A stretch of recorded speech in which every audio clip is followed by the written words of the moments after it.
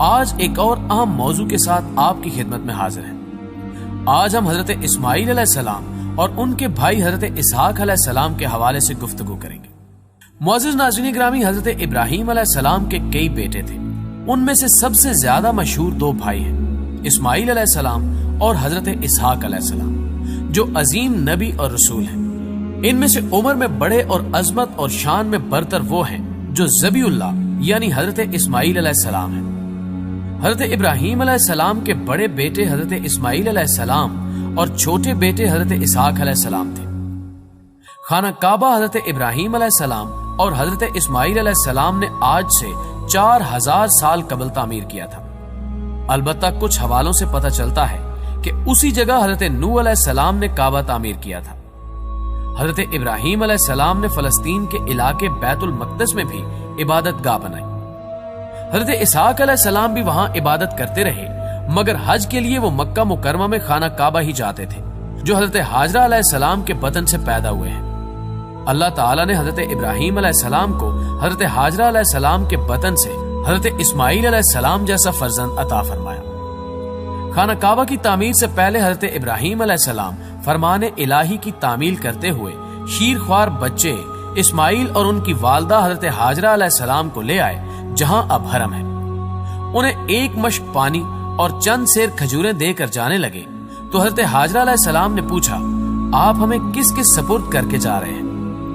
حضرت ابراہیم علیہ السلام نے جواب دیا، میں تمہیں اللہ تعالیٰ کے سپرد کر کے جا رہا ہوں۔ اس پر انہوں نے بڑے اطمینان سے فرمایا، تب وہ ہمیں ضائع نہیں ہونے دے گا۔ چند روز کے بعد پانی کا مشکیزہ اور کھجوریں ختم ہو گئی۔ پیاس کی شدت اور بھوک سے ننھے اسماعیل تڑپنے لگے۔ بے چینی کے عالم میں حضرت ہاجرہ کوہ صفا پر گئیں اور دور دور تک نظر دوڑائی کہ شاید کوئی نظر آ جائے۔ جب مایوس ہوئی تو مروہ کی پہاڑی کی جانب گئیں تاکہ وہاں سے کچھ نظر آئے۔ اس طرح 7 چکر لگائے۔ درمیان میں نشیب تھا، وہاں پہنچتی تو دوڑ کر اسے طے کرتی کہ کہیں بچے کو کوئی چیز نقصان نہ پہنچائے۔ آخری مرتبہ دیکھا کہ جہاں بچہ بلک رہا ہے اور ایڑیاں رگڑ رہا ہے وہاں پانی ابلنے لگا ہے۔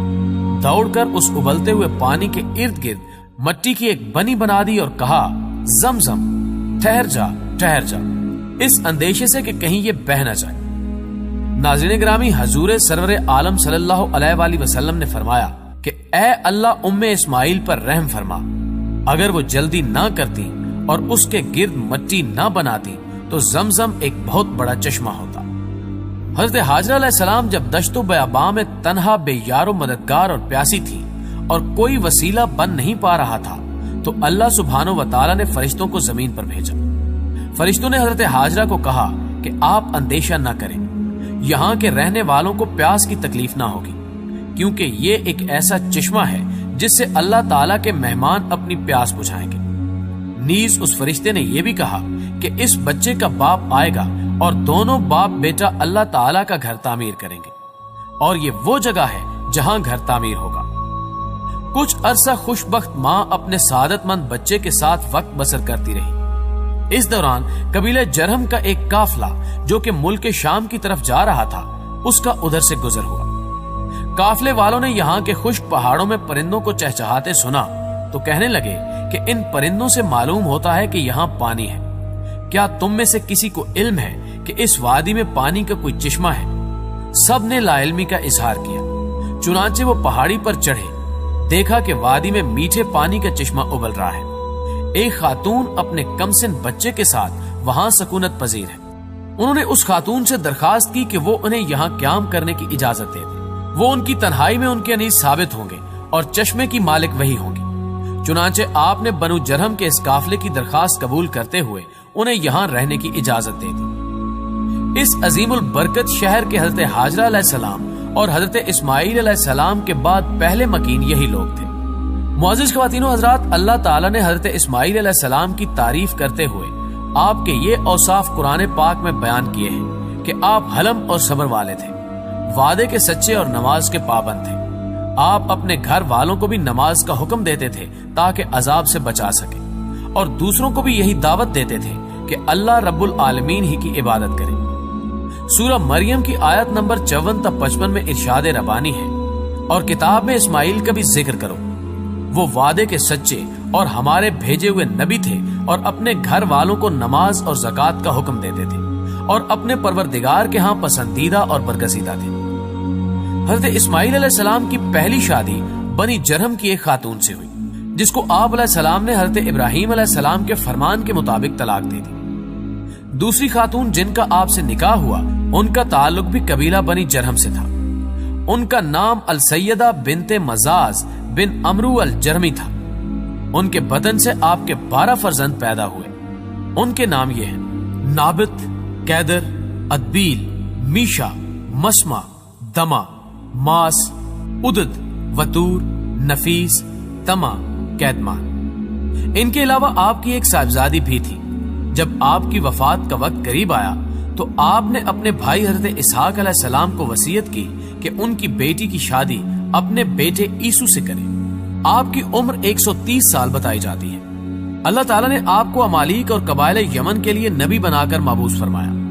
آپ کے 2 فرزندوں نابت اور کیدر کی اولاد میں بڑی برکت ہوئی اور عرب کے زیادہ تر قبائل اسی نسل سے ہیں۔ علماء نسب کا بیان ہے کہ سب سے پہلے حضرت اسماعیل علیہ السلام ہی نے گھوڑوں پر سواری کی۔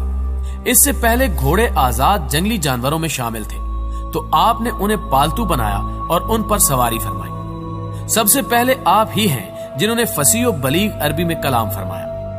حضرت عمر بن عبد العزیز رحمۃ اللہ علیہ سے روایت ہے کہ حضرت اسماعیل علیہ السلام نے اللہ تعالیٰ سے مکہ مکرمہ کی گرمی کی شکایت کی تو اللہ تعالیٰ نے ان کی طرف وحی نازل فرمائی: آپ جس جگہ دفن ہوں گے میں وہاں سے جنت کی طرف ایک دروازہ کھول دوں گا اور آپ کو قیامت تک جنت کی ہوا آتی رہے گی۔ حضرت اسماعیل علیہ السلام نے 137 سال کی عمر میں وفات پائی۔ آپ علیہ السلام کو کعبۃ اللہ کے صحن میں میزاب رحمت اور حجر اسود کے درمیان اپنی والدہ کے پہلو میں سپرد خاک کیا گیا۔ قرآن پاک میں حضرت اسماعیل علیہ السلام کا ذکر 12 مقامات پر آیا ہے۔ سورۃ البقرہ کی آیات نمبر 125، 127، 133، 136، 140، سورہ آل عمران کی آیت نمبر 84، سورۃ النساء کی آیت 163، سورہ انعام کی آیت 86، سورہ ابراہیم کی آیت 39، سورہ مریم کی آیت 54 اور سورہ الانبیاء کی آیت نمبر 85 میں آپ علیہ السلام کا ذکر کیا گیا ہے۔ معزز دوستو، حضرت اسحاق علیہ السلام اپنے بھائی حضرت اسماعیل علیہ السلام کے 14 سال بعد پیدا ہوئے۔ آپ علیہ السلام کی ولادت کے وقت حضرت ابراہیم علیہ السلام کی عمر مبارک 100 برس تھی۔ پیدائش کے وقت ان کی والدہ کی عمر مبارک 90 برس تھی۔ اللہ عز و جل نے بڑھاپے میں حضرت ابراہیم علیہ السلام اور حضرت ہاجرہ علیہ السلام کو حضرت اسحاق علیہ السلام کی بشارت دی۔ قرآن مجید میں ارشاد باری تعالیٰ ہوتا ہے: اور ہم نے خوشخبری دی آپ کو اسحاق کی کہ وہ صالح نبی ہوگا، اور ہم نے برکتیں نازل کی اس پر اور اسحاق پر، اور ان کی نسل میں کوئی اچھا کام کرنے والا اور کوئی اپنی جان پر ظلم کرنے والا ہوگا۔ اہل کتاب کا قول ہے کہ حضرت اسحاق علیہ السلام کی شادی اپنے والد بزرگوار کی زندگی میں رفقہ بنت سوائل سے ہوئی۔ اس وقت حضرت اسحاق علیہ السلام کی عمر مبارک 40 برس تھی۔ رفقہ بانجھ تھی۔ آپ علیہ السلام نے ان کے لیے دعا کی تو اللہ عز و جل نے انہیں حاملہ کر دیا۔ پھر ان کے ہاں جڑواں بچوں کی پیدائش ہوئی۔ ایک کا نام عیسو تھا، جسے عرب کے لوگ ایس کے نام سے پکارتے ہیں۔ یہ روم کے والد تھے۔ دوسرے لڑکے نے اپنے بھائی کی ایڑی پکڑ رکھی تھی اور ان کا نام یعقوب تھا، جو اسرائیل کے لقب سے مشہور ہوئے اور بنی اسرائیل انہی سے منسوب ہے۔ اہل کتاب کا قول ہے کہ حضرت اسحاق علیہ السلام کو عیسو سے زیادہ محبت تھی کیونکہ وہ پہلے ہوئے تھے، تاہم والدہ کو یعقوب علیہ السلام زیادہ عزیز تھے کیونکہ وہ چھوٹے تھے۔ حضرت اسحاق علیہ السلام جب عمر رسیدہ ہو گئے اور آپ علیہ السلام کی بینائی کمزور ہو گئی تو ایک دن آپ علیہ السلام نے اپنے بیٹے عیسو سے کہا کہ شکار کر کے لاؤ اور کھانا تیار کرو تاکہ میں تمہارے لیے خیر و برکت کی دعا کروں۔ عیسو چونکہ شکاری تھے اس لیے شکار کے لیے نکل پڑے۔ آپ علیہ السلام کی زوجہ رفقہ نے چھوٹے بیٹے یعقوب علیہ السلام سے کہا کہ وہ اپنی بکریوں میں سے بہترین بکری کے 2 بچوں کو ذبح کر کے ان کا ایسا لذیذ کھانا تیار کریں کہ والد ان کے لیے دعا کریں۔ حضرت یعقوب علیہ السلام نے بکری کے 2 بچے بھونے، ماں نے عیسو کے کپڑے انہیں پہنائے اور ان کے ہاتھوں اور گردن پر بکری کی کھال پہنا دی، کیونکہ عیسو کے جسم پر بڑے بڑے بال تھے اور یعقوب علیہ السلام کے جسم پر بال کم تھے۔ حضرت یعقوب علیہ السلام نے جب کھانا والد بزرگوار کی خدمت میں پیش کیا تو حضرت اسحاق علیہ السلام نے دریافت کیا کہ تم کون ہو؟ حضرت یعقوب علیہ السلام نے عرض کی کہ آپ علیہ السلام کا بیٹا ہوں۔ حضرت اسحاق علیہ السلام نے انہیں اپنے سینے کے ساتھ لگایا اور پیار کیا اور کہا کہ آواز تو یعقوب کی ہے لیکن کپڑے اور جسم عیسو کا ہے۔ جب کھانا تناول فرما لیا کہ تو اپنے بھائیوں میں قدر و منزلت والا ہو۔ ناظرین گرامی، کچھ دیر بعد بڑے صاحبزادے شکار کا گوشت لے کر خدمت میں حاضر ہوئے اور تناول فرمانے کی درخواست کی، جس پر حضرت اسحاق علیہ السلام کو بڑا تعجب ہوا۔ وہ گویا ہوئے، اے بیٹے یہ کیا ہے؟ عیسو نے کہا کہ یہ وہ شکار کا گوشت ہے جس کی آپ علیہ السلام نے مجھ سے فرمائش کی تھی۔ حضرت اسحاق علیہ السلام نے مزید حیران ہو کر فرمایا، وہ تو تم کچھ دیر پہلے مجھے کھلا چکے ہو۔ اب عیسو کے حیران ہونے کی باری تھی۔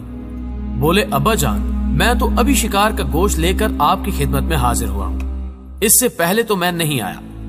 حضرت اسحاق علیہ السلام سمجھ گئے کہ وہ چھوٹے بیٹے یعقوب علیہ السلام لائے ہوں گے، چنانچہ آپ علیہ السلام نے عیسو کے لائے ہوئے کھانے کو بھی تناول فرمایا اور اسے دعا دی کہ تمہاری نسل سرسبز و شاداب زمین پر خوب پھلے اور پھولے، ان کے پھلوں اور رزق میں اللہ خوب برکت عطا فرمائے۔